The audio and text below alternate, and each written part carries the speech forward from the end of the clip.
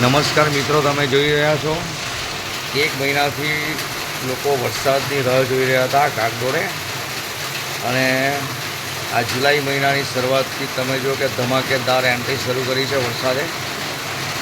તમે જોઈ શકો છો આ અમારા ઘરની સામે પણ તમે જુઓ કે તળાવ થઈ ગયું છે દોસ્તો, પાણીનું તળાવ.